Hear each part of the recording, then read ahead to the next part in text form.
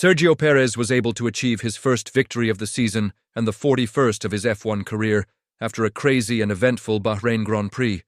But the Red Bull driver was still almost half a second slower than teammate Max Verstappen, who won comfortably and became the first driver to reach 400 points in the history of Formula One. But despite Red Bull's amazing win, this race had everything a fan would want: multiple safety cars, virtual safety cars, retirements and battles for the last points position. This made the race even more exciting and gave us a lot of interesting things to talk about. But before we jump into those, a quick reminder to subscribe for all the latest in Formula One news.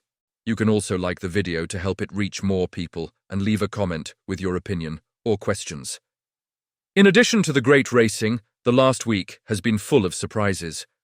Williams announced that they had signed a multi-year deal with legendary driver and team principal of Alpine, Otmar Szafnauer. A few days later, Red Bull's Sergio Perez confirmed that he would continue with the team until 2024.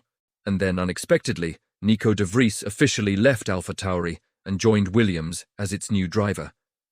This made Nico de Vries return to the team where he spent 3 seasons and finally got his first call up to F1 in 2022.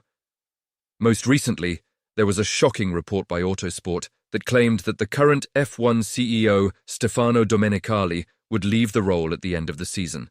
However, this was denied by F1, and it's believed that this rumor started because Ross Brawn will retire at the end of 2024.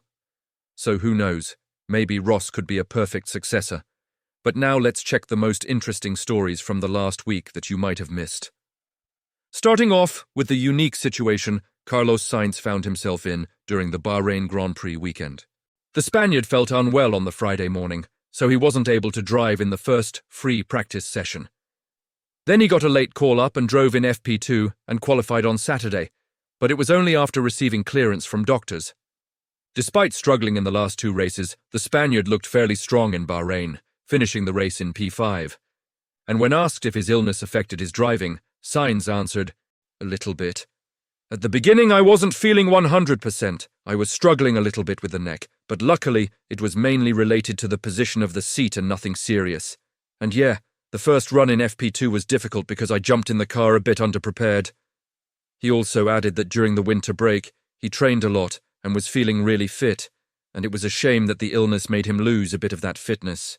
Another topic that shocked fans during the Bahrain Grand Prix weekend was Esteban Ocon's claim that there is a lack of overtaking in F1, which is partly due to the cars having no side force. The French driver was quoted saying, "I think there's no side force in the cars anymore, so following is extremely hard. I think we've lost that naturally because the cars don't lean anymore, they slide sideways. So following is extremely difficult. There's no side force, so you have no draft. And when you have no draft, you cannot overtake." These comments didn't go well with the fans, and many criticized the French driver for complaining, which made Ocon clarify his statement and admit that he should have chosen a better moment to talk about it. He said, "I think we can always improve. I think maybe I should have picked a better moment, for sure, after the race, to talk about it instead of during the race weekend. I think it's something we can always improve as a team. Maybe I expressed myself badly. I think I can do better in that area, for sure. I'm here to listen and learn and improve, so I will take that feedback on board." After missing out on a seat for 2024, Alex Albon seems to be enjoying his life as a reserve driver for Williams and a pundit for Sky Sports. In an interview with Motorsport Total, the Thai driver revealed he gets along well with Logan Sargent and Alex Lynn, another reserve driver at Williams. He said, "They're both young guys, they're both hungry, and to be honest, it's a pleasure to work with both of them." Albon then went on to say that he has no issue with Williams' decision to promote Sarge in ahead of him for 2024, and believes that the American driver deserves the opportunity to show what he can do. "He's a super nice guy. He's very talented, and he's shown that he deserves a place on the grid. So I have no problems with that." The new Haas driver, Nico de Vries, made his first appearance for the team in the simulator at the factory in Maranello. The Dutchman tested various items and simulations on the 2023 car, including the introduction of Pirelli's new intermediate tyre, which was used for the first time in the sprint race in Baku last year. This new tyre will be introduced to the teams in the upcoming races. When asked about his day, De Vries said, "It was a very productive day and a great opportunity to get up to speed quickly.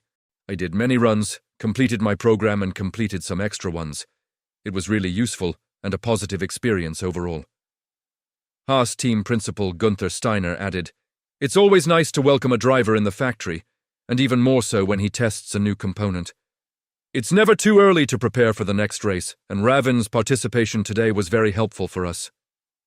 Red Bull team principal Christian Horner says the team is expecting to be targeted by other teams now that they've won the last 3 championships.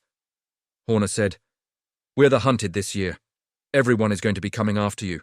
You saw last year how fired up Mercedes were. Ferrari will be pushing hard, McLaren are coming through, and undoubtedly Aston Martin will be looking to get back to where they were last year. So there's a lot of hungry teams out there." Red Bull's dominance has led to speculation that the FIA might introduce some new rules in the middle of the season to make the competition closer. But Horner believes that this isn't necessary, and that the competition should try harder instead. "There's plenty of competition out there, it's just not at the sharp end at the moment," he said. "And I think it's up to other teams to try and catch us, rather than writing us off and finding excuses. If anything, it makes the job a lot harder. Your target becomes bigger.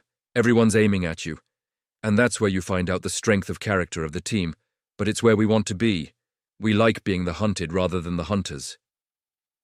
So what are your thoughts about Red Bull's comments, and do you think any of the teams that we mentioned have what it takes to challenge Red Bull in 2024? Let us know in the comments below. And that's it for this week. Thank you for watching. If you enjoyed it, please hit the like button, subscribe if you haven't yet, and turn on notifications so you don't miss any videos. I'll see you next time.